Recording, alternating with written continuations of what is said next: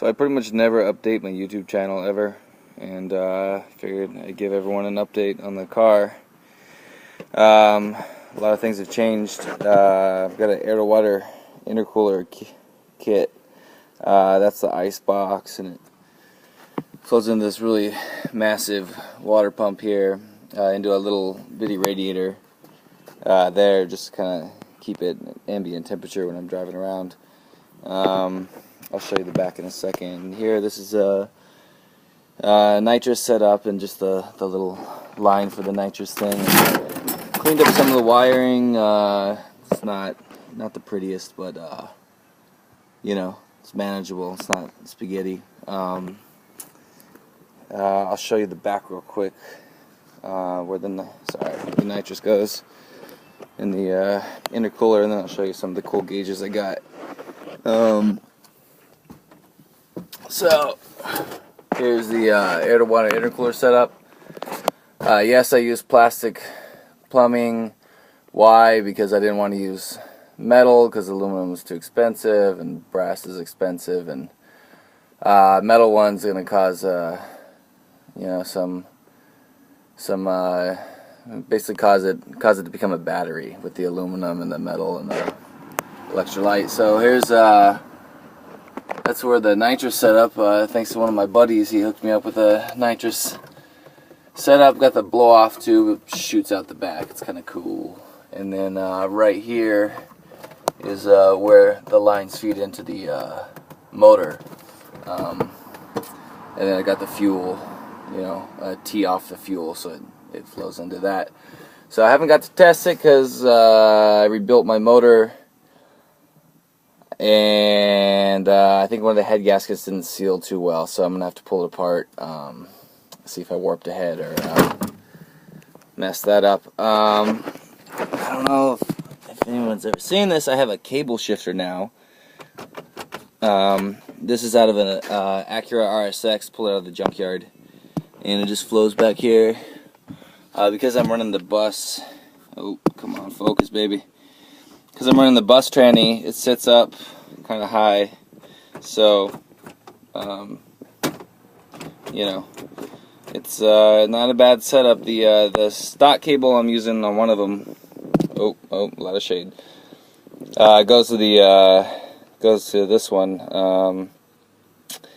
but the one that pushes back and forth, I broke it. It needs needs to be able to really jam it in there. So I got this aftermarket one from some off-road company, and it's pretty killer.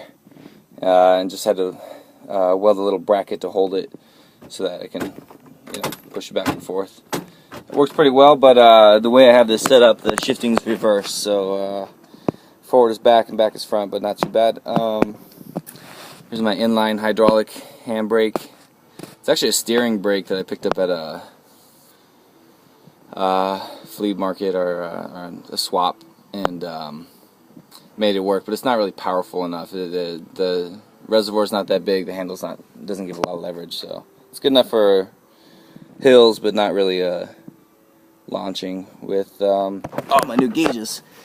So I got rid of my old tachometer, got a digital one so I can program a shift light wherever I want, and I got this super trick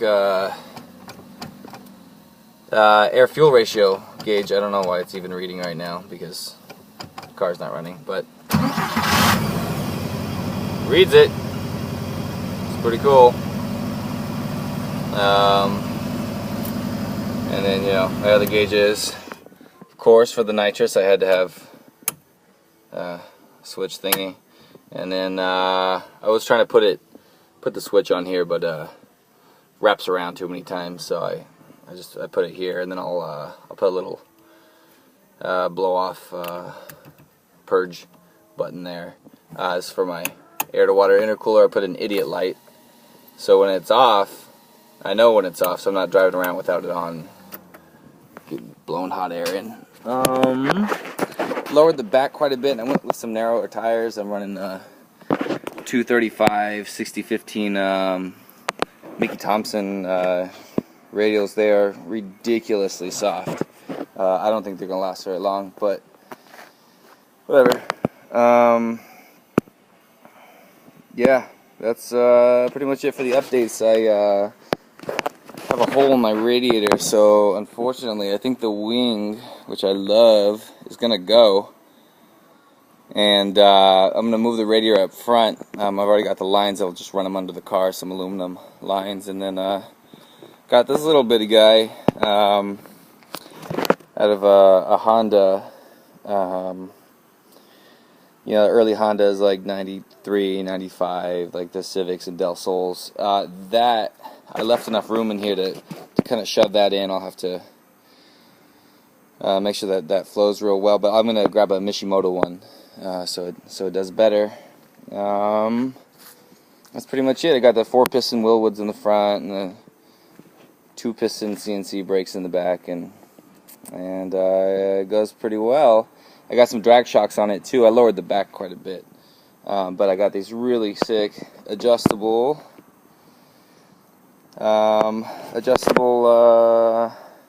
spring plates, and made from a company called Atom Works. Anyway, he's letting someone else do his manufacturing now, I think, but they still had these in stock. It's a 3-inch drop here, so I'm sort of permanently 3-inch dropped, but I think I'll be okay with that.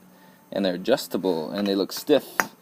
I got some plans to make a nice stiff supporting thing so it doesn't move back and forth. The polyurethane's good, but I need more because I'm making some good power. I got a tune on the motor. Ran great till I spun a rod bearing. So I run up to 18.5-ish PSI with a manual boost controller. I just turn it up. So I'm not real thrilled about having to cut holes in the front to let air in for the radiator, but you know, it is what it is. Yeah. So I've still only taken this up to like 125 before. It's scary, but cool, but scary. It still goes straight. Everything's all aligned and everything, but you know, it's a 50-year-old car doing way too fast than it should. But keeps up with M4s and, you know, turboed whatever, and it goes good. All right, that's about it.